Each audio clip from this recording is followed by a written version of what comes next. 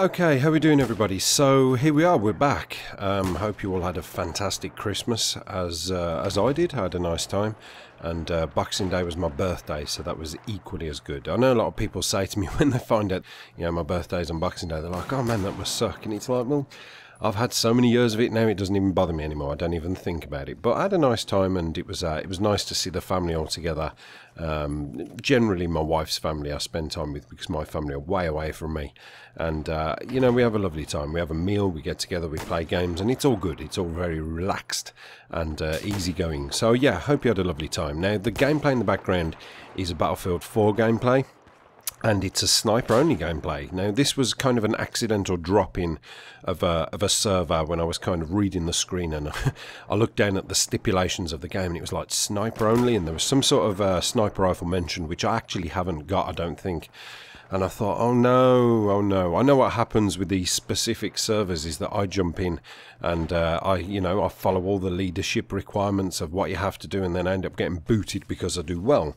As if you guys remember back to my knife-only one where I got kicked just for going on I think I went on an 8 streak of stabbing people with knives. I got booted because for some strange reason I stabbed a guy, and then it came up in the kill feed that I shot him with a U100, what's that light machine gun, the U100 or something, UM100, I can't remember.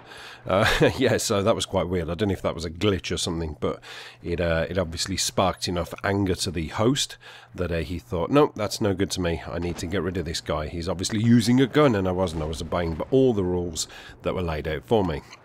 So yeah, sniper only, and I actually did okay. I don't profess to be the best Battlefield sniper. I know there'll be people in the comments section. Let me just cock block you right there before you say to me, you need to do headshots. I know I need to do headshots. I understand I need to do headshots. The fact of the matter is I'm just not that good at sniping, so whenever I think I'm aiming at the head, I'm way off, because these guys just bob and weave, and I don't know. But some of the snipers who were in this game were just immensely good. Even me as a moving target, they seem to have it on point where they're just far in front of me enough for me to run into the shots. But I held my own, and as a spoiler, we did win the game, and it was down to me getting a collateral. Bloody hell. A Battlefield 4 collateral. Is this a fake video? Maybe it might be, I don't know.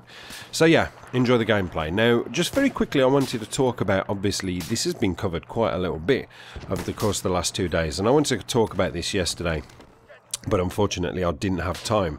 And it's regarding the Lizard Squad bringing down the PS4 and the Xbox 360 and whatever else, Xbox One, I don't know. I was kind of surprised because I didn't know anything about this, because on Boxing Day, as I said, it was my birthday. I wanted to sit down and I wanted to play some of my new games that I had, and I turned on my PS4, went straight in, and I think it was Destiny I wanted to have a go on. I wanted to play some Destiny. It took ages and ages loading up, and then it came up, can't connect to the internet because of some strange reason. It gave me some code or something. I thought, oh, what's that? And I had to check my Ethernet. Yeah, my Ethernet's plugged in. That's all in the right place. That looks all in order. So why can't I connect? So I turned my internet off, turned it back on, tried again, no such joy. And I tried a variation of different things, and I was looking at my phone. I thought, yeah, that's on Wi-Fi. That's good. The computer's working okay. It's obviously not down to me. So I had to put a tweet over Twitter. One of the great things about having Twitter is whenever you get confused or you got a question you want to ask, there's always plenty of people there to give you the right answer, generally.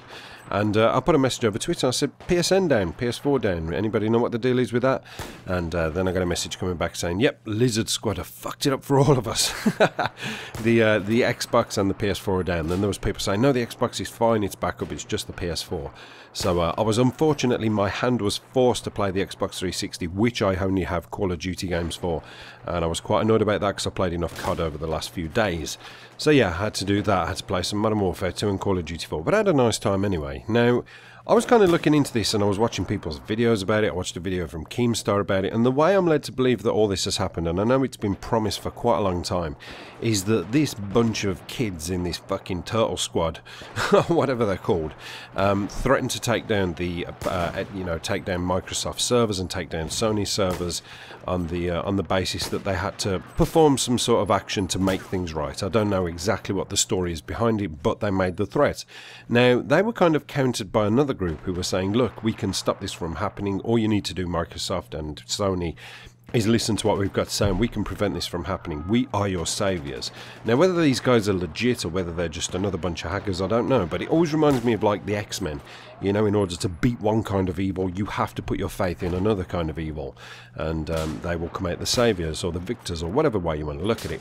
Now, for some strange, unapparent reason, Sony and Microsoft decided to ignore this other bunch of guys and say, no, it's fine, we can deal with it, everything's good. And then lo and behold, as their threats promised, on Christmas Day, or certainly for about 48 hours, all the servers went down and people couldn't get online and play. Now, for me, I look at that and I think two things about that. Number one, bastards, you know, how horrible. Especially on my birthday, you know, I was looking forward to playing, but, you know, to be fair, I've played enough of my Xbox and PS4 to have had that enjoyment already. But then I thought about these poor other buggers who've been getting these PS4s and Xbox Ones, and even PS3s and Xbox 360s for Christmas, who've been dying to get on there and play. And I suppose one of the most frustrating things is with the PS4, it's not even like if you had a new console, you'd be able to go on and just play an offline game anyway. Because if I remember rightly, when I got my PS4, I plugged it in and I had to go into the, you know, into the online store or whatever and download all these updates and get it up and running. And these people wouldn't have been able to do that, and I feel sorry for them, I really do. Kids, adults, whatever. There must have been a lot of frustration for people after they opened their presents, as excited as a kid in a sweet shop, and they just could not get it running because of this group of kids, I suppose they are. You know, I can only judge the kids from what I've seen over Twitter, from what these guys are throwing about follow us and, you know, retweet this and whatever else. So yeah, I feel bad for them, and I think that's absolutely awful. But at the same time, you know, Microsoft and Sony were warned, and they should have took the appropriate action. Now, my other thoughts about it are, and I was saying to my wife, it's like, what a kind of thing to put on your resume of life, you know, whether you're a sad little shit or whatever, they will always have this thing where they can turn around in their future life, however they want to put it, and say, me and my friends managed to single-handedly take down two of the biggest corporations, multi-million-pound corporations, on Christmas Day. We are legends. And how they managed to do it, I don't know. I don't understand about hacking. But bloody hell, you know, I almost take my hat off and tip it towards them. I know you might disagree with that, but they managed to do it. They threatened to do it, and they carried those threats out. And, you know, as a direct result, which I think is a little bit sad, is that Xbox actually had to buy them out and say, look, have these codes, have this, we will throw this stuff your way. Please just put us back online. And it's like, wow, it's almost like kicking your ball in your next door neighbour's garden. You know, one of those miserable bastards who lives next door, and you're like, please, can I have my ball back? No, please, I just want my ball back. I just want to play. No, you're not getting it back. Look, I will cut your lawn for the next 2 weeks if you throw the ball back to me. That's how desperate I am. Oh, go on then, have your ball back.